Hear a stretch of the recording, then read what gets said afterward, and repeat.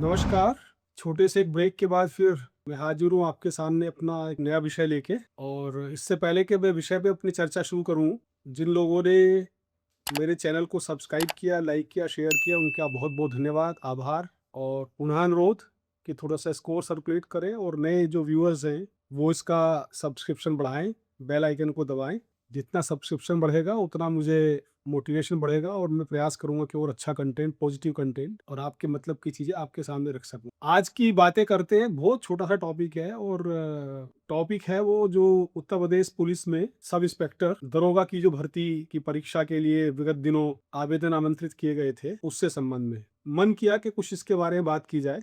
उत्तर प्रदेश जैसे विशाल प्रदेश में बहुत भारी संख्या में जब भी कभी पुलिस की वैकेंसी निकलती है, चाहे वो आरक्षी की हो, कांस्टेबल की, चाहे सब इंस्पेक्टर, उप निरीक्षक या दरोगा की भर्ती का एग्जाम हो, भारी संख्या में लोग इसके लिए अप्लाई करते हैं हमारे युवा और बहुत क्रेज है। और कुछ तो उत्तर प्रदेश की ऐसी बेल्ट्स हैं जैसे पश्चिमी उत्तर प्रदेश, वहाँ पुलिस की नौकरी का एक अलग ही सामाजिक एक स्टेटस है। और ना केवल उत्तर प्रदेश बल्कि जो उसके आसपास के पड़ोसी राज्य हैं, वहाँ से भी तमाम युवा इसके लिए अप्लाई करते हैं। तो मुझे लगा कि थोड़ा कुछ सूचना शेयर करूँ आपसे और थोड़ा आपको बताऊं मैं जो भी मेरा अनुभव है, जैसा भी है वो। मैंने भर्तियां की अपने कैरियर के दौरान, लेकिन वो पहले उस तरह से होती थी जब ये बोर्ड नहीं बना था, भर्ती बोर्ड नहीं बना था और जिला लेवल पे अलग अलग जिलों की भर्तियां होती थी। उस समय प्रोसीजर एकदम अलग था, तो वो आज की डेट में रेलेवेंट नहीं है, इसलिए उसमें जाने का कोई फायदा नहीं है। तो जैसा कि जिन लोगों ने इसमें अप्लाई किया उनको मालूम ही है कि करीब 5,000 वैकेंसी लगभग के लिए ये आवेदन आमंत्रित किए गए। जो भर्ती बोर्ड है लखनऊ में जिसका कार्यालय है, वो इसको आयोजित करता है। और विशेष बात इसमें यह है कि जो आज वीडियो बनाने का मन हुआ, तो उसमें कभी कभी ऐसा हो जाता है कि हम लोग एप्लीकेशन भेज देते हैं, भर के अप्लाई कर देते हैं, उसके बाद फिर कोई परीक्षा की डेट नहीं आती तो इंतजार करते हैं और थोड़ा सा तैयारी स्लो हो जाती है। उसी विषय में बात करने के लिए आज मैं आपसे रूबरू हूँ कि जो मुझे लग रहा है, जहाँ तक ऐसा प्रतीत हो रहा है, जो सूचना प्राप्त हो रही है, उसमें एक शॉर्ट नोटिस पे ये परीक्षा आयोजित होगी, जो इसकी लिखित परीक्षा होगी। तो शॉर्ट नोटिस का मतलब है, हो सकता है 3-4 हफ्ते के नोटिस पे भी, या तो ये दिसंबर के सेकंड या थर्ड वीक में हो जानी चाहिए, और या फिर फरवरी में, जो बहुत एक्सट्रीम सर्दी वाला टाइम होता है, कोहरा और वो सब, चूंकि उसमें मूवमेंट में दिक्कत होती है और उसमें तमाम प्रकार की कठिनाइयां होती हैं, इसलिए शायद प्रयास ये रहे कि उस दौरान ये परीक्षा ना कराई जाए। अभी देखते हैं कब की तारीख आती है, क्या उसमें किस प्रकार से इसमें सब चीजें होती हैं। कुल मिलाने का अभी बात करने का पर्पज ये है कि जो लड़के इसकी, जो युवा हमारे या जो लड़कियां, जो महिलाएं हैं जो इसकी तैयारी कर रहे हैं, उनके बारे में थोड़ा सा मैं बताना चाहता हूँ। आपको मालूम ही है कि जो ये बोर्ड है, जब से बोर्ड बना है तब से सेंट्रलाइज परीक्षा का सिस्टम शुरू हो गया। पूरे प्रदेश की एक साथ केंद्रीकृत रूप से परीक्षाएं होती है। जो ये परीक्षा है, इसका पूरा का पूरा परीक्षा के संचालन में, यद्यपि पूरी की पूरी इसकी नीति बनाना, तैयारी करना, कोऑर्डिनेट करना, ये सारा बोर्ड का काम है, लेकिन जो परीक्षा का संचालन है, यानी कि जो परीक्षा को एक्चुअल कराने की जिम्मेदारी है, वो एक थर्ड पार्टी को सौंपी जाती है, जिसका एक फेयर पारदर्शी तरीका होता है उसमें टेंडर वगैरह का करने का। वो सारे में उससे आपका किसी का मतलब नहीं है। बताने का आशय ये है कि जो मैं बता रहा हूँ, ये मैं आपको बताऊंगा अभी आने वाले 2-3 मिनट के अंदर आपको पता चल जाएगा मैं क्यों बताना चाह रहा हूँ। थर्ड पार्टी इसको ऑर्गेनाइज कराती है, आयोजन कराती है, और ये जैसे कि आपको मालूम ही है कि प्रदेश के सभी जिलों में और कई सौ सेंटर्स पे इसको होता है। परीक्षा का जो मोड रहेगा वो offline OMR based. OMR based में आपको मालूम ही है, मल्टीपल चॉइस टाइप क्वेश्चंस होते हैं, एक क्वेश्चन के 4 आंसर्स, और उसमें से फिर जो सही होता है वो कराया जाता है। अलग अलग सेट्स होते हैं, चूंकि कई दिनों में परीक्षा होगी, बड़ी भारी संख्या में 10 लाख से ऊपर प्रार्थना पत्र इसमें प्राप्त हुए हैं। तो इसमें मेन बात यह है बताने की कि कभी कभी क्या होता है, डिस्ट्रैक्शंस हो जाते हैं। जो परीक्षार्थी हैं उनके बीच में कुछ तमाम प्रकार के, कई लोग ऐसे जो कि कोचिंग ले रहे हैं, इसके लिए कोचिंग की तैयारी कर रहे हैं, कोचिंग के माध्यम से कुछ ऐसे कोचिंग हैं जो कि बच्चों को, लड़कों को गुमराह करके और उनसे अनर्गल बातें या उनको लालच दे के कि भाई आप इतने पैसे दे दीजिए तो हम आपका ये मदद कर देंगे, ये करा देंगे, वो सब कुछ नहीं होता है। कभी कभी जो मैंने बताया था अभी कि थर्ड पार्टी कराती है, उसका नाम लेके उसको रिप्रेजेंट करते हुए कोई ऐसे ही अपना जो ग्रोह आपने देखा होगा, पिछले दिनों पेपर लीक भी हुआ था उत्तर प्रदेश में भी, आरक्षी वाला, अभी 1.5-2 साल पहले फरवरी 24 में ये एक हुआ था। और उससे पहले राजस्थान में आपने देखा होगा, कब से 4-5 साल से केस चल रहा है। असल में पुलिस की जो भर्तियां हैं ना, पुलिस की भर्तियां बहुत संवेदनशील हो गई हैं। पुलिस की भर्तियाँ बहुत ज़्यादा संवेदनशील होती है, इसमें बहुत ज़्यादा ध्यान रखना पड़ता है इन सब चीज़ों का, चूँकि इसका क्रेज़ बहुत ज़्यादा है पुलिस की नौकरी का। भारी संख्या में इसमें आवेदक आते हैं, तो कई बार लोग उनकी भावनाओं का फ़ायदा उठा के, या ऐसे लोग जो कि मेहनत करने से कतराते हैं या उतना योग्य नहीं है, दक्ष नहीं है, उनको एक लालच के तहत वशीभूत होके वो इस प्रकार के चंगुल में फँस जाते हैं। और तमाम तरह के जो इस तरह के जो सोल्वर गैंग, और आपने तमाम सुना होगा कि वो फर्जी वो कराने का, और कोई कहता है जी क्वेश्चन दे दूंगा, कोई क्वेश्चन पेपर लीक करने की बात करता है। इस सब डाइवर्जेंस में, डिस्ट्रैक्शंस में किसी को भी आने की आवश्यकता नहीं है। मेहनत का, परिश्रम का कोई विकल्प नहीं होता है। जल्दी ही इसकी परीक्षा होगी। आप लोग अपनी तैयारी को बिल्कुल सुचारू रखें। जैसा कि आपको मालूम ही है, ऑब्जेक्टिव टाइप मैंने बताया, पेपर होता है लिखित, उसके बाद फिर फिजिकल, फिजिकल में केवल रनिंग होती है, दौड़ होती है। तो बहुत इसको, परीक्षा को काफ़ी सिस्टमेटिक, और परीक्षा को मैं तो कहूँगा कॉम्पिटिटिव तो है, क्योंकि 5,000 पद पे करीब लगभग 10 लाख अगर आवेदक हैं, तो कंपटीशन तो है, काफ़ी अच्छा कंपटीशन है। लेकिन बड़ा सिस्टमेटिक और आसान कर दिया गया है। बहुत पहले इसमें बहुत सारी चीज़ें होती थी, क्रिकेट का बॉल थ्रो और चिन अप और push up, long jump, high jump, running, कई सारी चीज़ें उसमें होती थी। तो उसको लेकर बड़ा कई बार तमाम प्रकार की कंट्रोवर्सीज़ और विवाद उत्पन्न होते थे। अब उन चीज़ों को आसान कर दिया गया है। तो इसको अपने लक्ष्य के प्रति पूरे समर्पित रहते हुए आप इसमें लगे रहिए। बताने का आशय यही था कि जल्दी होगी और मेहनत करिए। आप ये भूल जाइए, ये काम सब बोर्ड का है कि अभी नहीं हुई तो कब होगी, कब होगी तो क्या होगी, इस तरह की चीज़ों की ज़रूरत नहीं है। एक बिल्कुल अपना लक्ष्य बना के तैयारी करते रहिए उसकी। अच्छे से पढ़िए, मेहनत से पढ़िए। जो भी आप पढ़ते हैं, उसको पढ़ने वाली जो चीज़ें होती हैं, उसको लिखने की आदत डालिए। जैसे आप अगर लॉजिकल रीज़निंग का पेपर अगर अटेम्प्ट कर रहे हैं, उसको पढ़ रहे हैं, तो उसके जो आंसर, क्वेश्चन आंसर्स हैं, उसको लिखने की आदत डालिए। आप करंट अफेयर्स का देख रहे हैं, जीके वाला पार्ट अगर देख रहे हैं, तो उसको लिखने की आदत डालिए। उस तरह से करिए। अगर मैथ्स का कुछ कर रहे हैं, तो उसको लिखने की आदत डालिए। इंग्लिश का अगर आपका कुछ है, तो लिखने की। तो आप लिखने, मतलब पढ़ने के साथ-साथ अगर लिखेंगे, फिर उसको दोबारा रिवीजन करेंगे, तो वो एक अच्छा तरीका होता है, एक अच्छी एक टिप्स होती है कि किस तरह से परीक्षा की तैयारी की जाए। कोई ज़रूरी नहीं होता है इसमें कि 12, 14, 16 घंटा, इतना बड़ा एग्ज़ाम इतना टफ भी नहीं होता ये। मेरे विचार से अगर कोई लग के कुछ महीने पहले से तैयारी करते रहो, और कुछ महीने 4-5 घंटा, 6 घंटा भी कमिटेड एकाग्रता के साथ अगर पढ़ लें, सुबह के समय पढ़ें या ऐसे समय पढ़ें जब शांति हो आसपास, तो ऐसे माहौल में पढ़ें, मेहनत के साथ पढ़ें, और थोड़ा मतलब कृपा भी हो जाए भगवान की, तो आसान होता है सिलेक्शन। बहुत तमाम प्रकार की चीज़ें, मैं बार-बार यही आपको समझाना चाह रहा हूँ कि डाइवर्सिव टैक्टिक्स बहुत ज़्यादा आती हैं।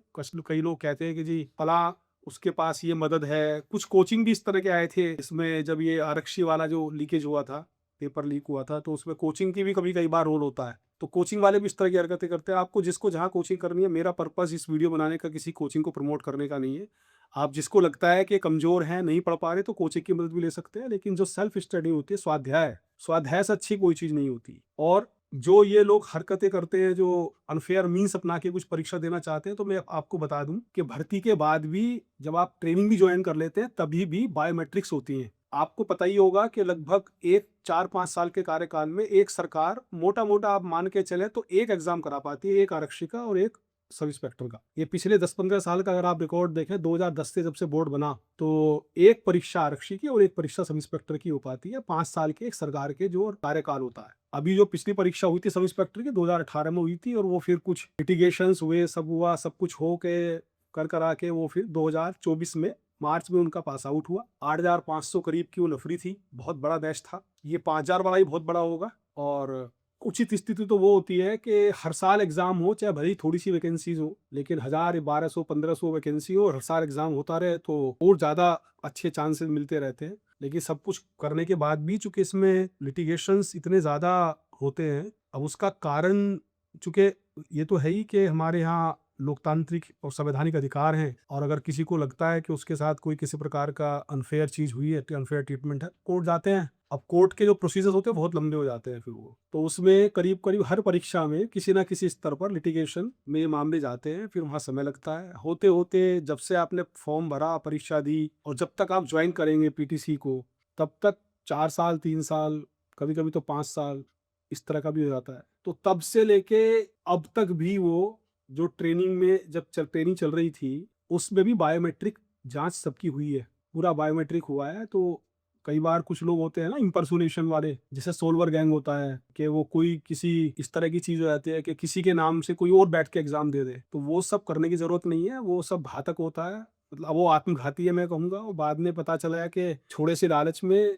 कोई चीज बची हुई नहीं जाती है, उसमें उल्टा पता चला मुकदमा कायम होके और जेल और चले गए। अभी सब टेक्नोलॉजी का ज़माना है, बोर्ड के द्वारा भी और जो संचालन कराने वाली एजेंसी है, थर्ड पार्टी है, वो भी सब हाई एंड टेक्नोलॉजी का इस्तेमाल करते हैं। सारी चीज़ें रिकॉर्ड पे रहती हैं और इस तरह की जो कुत्सित प्रयास होते हैं, जो इस तरह की हरकतें होती हैं, उसको किसी ना किसी स्तर पे, मैं तो कहता हूँ शुरुआती स्तर पर ही, अन्यथा किसी एक अन्य स्तर पे उसको पकड़ में आ ही जाती है, बच के नहीं जा सकता है कोई भी। तो आज के इसका बनाने का पर्पज ये भी था कि पूरी परीक्षा की जो प्रणाली है उसकी शुद्धता बनी रहे, और शुद्धता तब बनी रहेगी जबकि जो हमारे कैंडिडेट्स हैं वो किसी लालच में ना आए, क्योंकि ऐसे बहुत सारे दुकान खोल के बैठे हुए हैं, बहुत सारे लोग इस तरह की दलाली गैंग सक्रिय हो जाते हैं कोई भी परीक्षा, चूंकि हिंदुस्तान में सरकारी नौकरी का क्रेज तो है ही, और ये उसमें भी पुलिस का नौकरी का, तो हर किसी की इच्छा होती है पढ़ने लिखने के बाद कोई अच्छी नौकरी मिले जिसमें आत्मसम्मान हो, जिसमें आप समाज का कुछ भला कर सके, तो ये एक अच्छे अवसर उपलब्ध कराती है पुलिस की नौकरी। बहुत अच्छा है आप लोगों ने फॉर्म भरा और आप एस्पिरेंट्स हैं, इसके लिए आप एस्पायर कर रहे हैं, लेकिन किसी के उल्टी सीधी अफवाहों के, उल्टी सीधी बातों के चक्कर में फंस के अपना अपना ध्यान डिस्ट्रैक्ट मत करिए, डाइवर्जन मत कराइए। और बिना वजह के कई तो ऐसी चीज़ें होती है कि पता चला माँ बाप ने ज़मीन बेच दी, किसी अच्छे मतलब गरीब निर्धन परिवार के बच्चे भी होते हैं जो एप्लीकेंट्स होते हैं, वो सब अपनी संपत्ति बेच के, प्रॉपर्टी बेच के इस तरह के लोगों को पैसा देते हैं, और बाद में उसका कोई रिजल्ट नहीं होता, बल्कि उल्टा मुकदमेबाजी उसके खिलाफ एफआईआर और हो जाती है, वो फिर बड़ी खराब स्थिति बनती है। तो पहले से ही, जैसा मैंने कहा कि परिश्रम का कोई विकल्प नहीं है, अपनी स्टडी को सिस्टमेटिक रखिए, जितना पढ़ना है आप रोज पढ़िए, रैंडम नहीं कि एक दिन तो 6 घंटा 8 घंटा पढ़ लिए, फिर अगले दिन 2 घंटा पढ़े, फिर तीसरे दिन सो गए, उस तरह से नहीं होना चाहिए। ध्यान लगा के पढ़िए, एक संतुलित तरीके से सारे विषयों की तैयारी कीजिए। ऐसा भी कुछ नहीं होता है कि कोई प्रोपोर्शनेट होता है कि अगर 200 क्वेश्चन है टोटल पेपर में तो उसमें से कितने कितने किस किस पार्ट्स में आएंगे, इस तरह का नहीं है, कम ज़्यादा हो जाता है। और जनरली प्रयास क्या आता है कि पेपर बहुत ज़्यादा टफ ना हो, और उसके टफनेस का एक लेवल है, और बहुत साइंटिफिक तरीके से पेपर तैयार होता है सारी की सारी। आप लोगों को लगता है, मैंने बताया ना, जो गुमराह करने वाले लोग हैं, जिस तरह की अफवाहबाजी सोशल मीडिया पे मिस इन्फॉर्मेशन कैंपेन्स वगैरह सब चलते हैं, उससे कुछ तमाम तरह के आप किसी के दिमाग में इंप्रेशंस गलत हो जाते हैं। बाकी इसके पीछे बहुत बड़ा प्रयास होता है, सालों की मेहनत होती है, वैकेंसीज को इकट्ठा करना, फिर उसको अप्रूवल्स लेने तमाम प्रकार के, फिर गवर्नमेंट से अप्रूवल्स लेने, फिर ऑर्गेनाइज करना, डेट्स तय करना, कॉपी की चेकिंग, ओएमआर की जो आपकी चेकिंग होगी उसके अलग, फिर वो भी सब कंप्यूटराइज होता है, उसमें कोई मानवीय दखल नहीं होता है। तो कोई किसी भी लेवल पे कोई कुछ कह दे कि हम आपकी ये चेंज करा देंगे या फला जगह नंबर बढ़वा देंगे, ये सब फर्जी है, ये सब दलाल घूम रहे हैं, इनके खिलाफ कार्रवाई भी होती है। एनएसए की कार्रवाई भी हुई है, पिछले वाले जो मामले इस तरह के पकड़े गए राजस्थान में, आपने देखा होगा क्या हुआ है वहाँ पे, जो कई सारे तो ऐसे थे जो सब इंस्पेक्टर ट्रेनिंग करके पास आउट हो चुके थे, उनको डिसमिस किया गया और जेल भेजा गया। तो वैसी किसी अप्रिय स्थिति का सामना किसी को ना करना पड़े, इसलिए एक बिल्कुल ध्यान मग्न होकर अपने लक्ष्य को निर्धारित करिए, ऊंचा लक्ष्य रखिए और उसके तरफ बढ़ते रहिए, पूरे मेहनत के साथ, प्रयास के साथ, शांत भाव के साथ अपना, और अच्छी नींद लीजिए एग्जाम के दौरान, कमर कस लीजिए। मेरा पर्पज आज का इसका ये था कि शॉर्ट नोटिस पर भी एग्जाम की डेट आ सकती है, तो उसकी तैयारी करें, और इसके बारे में अगर कोई और अपडेट होगा तो मैं आप लोगों को बताता रहूंगा। अगर कोई मुझे और लगा कि कुछ ऐसी चीज़ है, मैं, मेरा कोई पर्पस कोचिंग देने का नहीं है, तो वो कोचिंग वाले आप बताते हैं आपको जिस भी तरह से, उनको चूंकि वो बिजनेस कर रहे हैं, मेरा पर्पस बिजनेस नहीं है, वो तो इससे धन कमाते हैं आपको पढ़ाने से और कोचिंग कराने से। मैं केवल एक ये मान लीजिए कि एक बड़ा होने के नाते आपको प्रयास कर रहा हूँ कि एक कुछ ऐसी चीज़ें बता दूँ जिससे शायद हो सकता है कुछ लोगों का भला हो जाए, तो वो मेरा प्रयास है। तो अगर मुझे कुछ और ऐसा लगा कि जो मुझे आपके साथ शेयर करना चाहिए, क्योंकि मैं इसलिए एड्रेस कर रहा हूँ अपने इसको व्यूअर्स को, मुझे मालूम है कि बहुत सारे जो पुलिस के अभी रिसेंटली रिक्रूटेड और जो अंडर ट्रेनिंग डिफरेंट आरटीसीज में हमारे कांस्टेबल्स हैं, उन्होंने भी इसका फॉर्म भरा होगा, उनको भी पता चलेगा कि कैसे करना है, किस तरह से होना, वो स्कोर सर्कुलेट करेंगे मेरे इस वीडियो को। बहुत बहुत धन्यवाद, जय हिंद। और मैं अभी एक और दूसरा वीडियो बनाता हूँ, उसको भी देखिएगा, और बूथ कैप्चरिंग के ऊपर बनाऊंगा। Thank you.